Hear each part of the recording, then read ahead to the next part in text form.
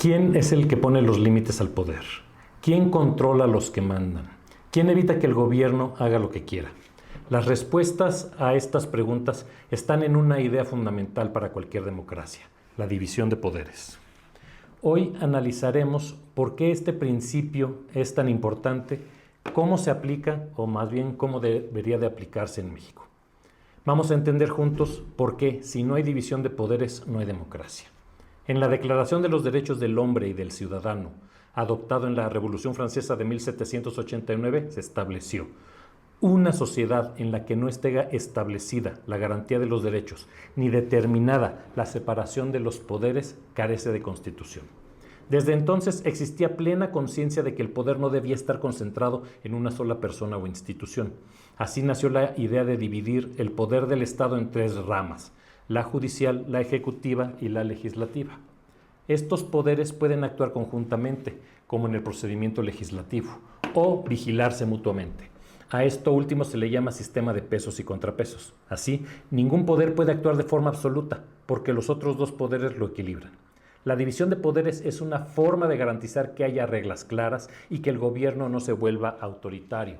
El Pleno de la Suprema Corte, en una tesis, señaló que la división de poderes implica la atribución de competencias expresas conferida a los órganos superiores del Estado, que este principio limita la actuación de las autoridades, lo que significa que todo aquello para lo que no están expresamente facultadas se encuentra prohibido y que solo pueden realizar los actos que el ordenamiento jurídico expresamente lo prevé. La Corte explicó que este sistema de competencias puede operar de distintas maneras. Primero, existen prohibiciones expresas que funcionan como excepciones o modalidades de ejercicio de otras competencias. Segundo, hay competencias o facultades de ejercicio potestativo, donde el órgano del Estado puede decidir si ejerce o no ejerce esa atribución. Por ejemplo, el derecho de veto del Poder Legislativo sobre las leyes expedidas por el Legislativo.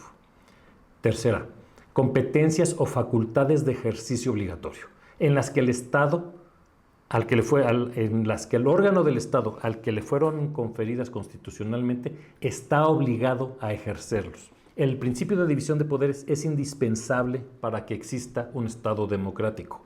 Imaginemos que el poder ejecutivo pudiera hacer las leyes, aplicarlas y además juzgar a cualquier persona si no las cumpliera. Tendríamos a una sola persona decidiendo todo. En este caso, hablaríamos de autoritarismo, no de democracia.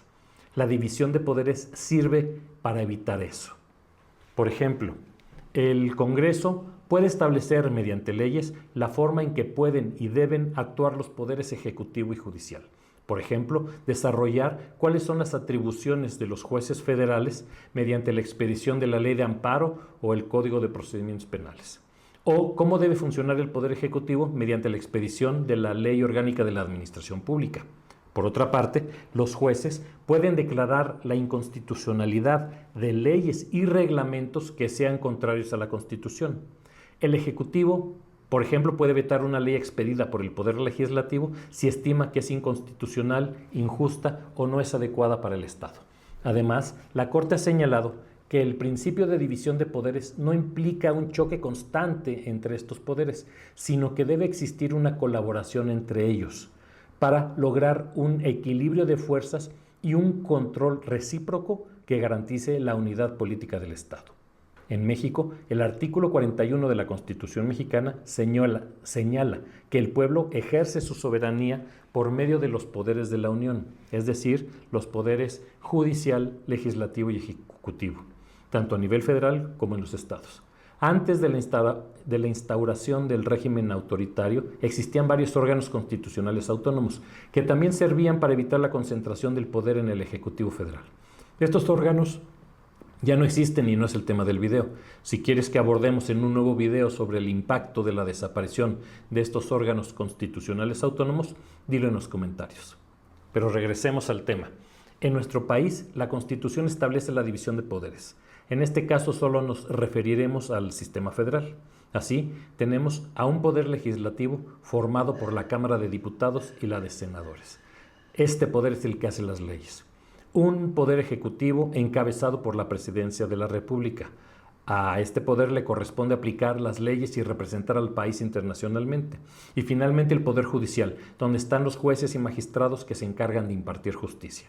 Las funciones judicial, ejecutiva y legislativa no son excluyentes o limitativas. Es decir, las funciones legislativas no son exclusivas del Poder Legislativo o las funciones judiciales no son propias del Poder Judicial. Cuando hablamos de facultades formalmente legislativas, nos referimos a las que ejerce el Poder Legislativo por su estructura y procedimiento. Cuando nos referimos a actos materialmente legislativos, hablamos del contenido de la función, es decir, si implica crear normas generales, abstractas y obligatorias.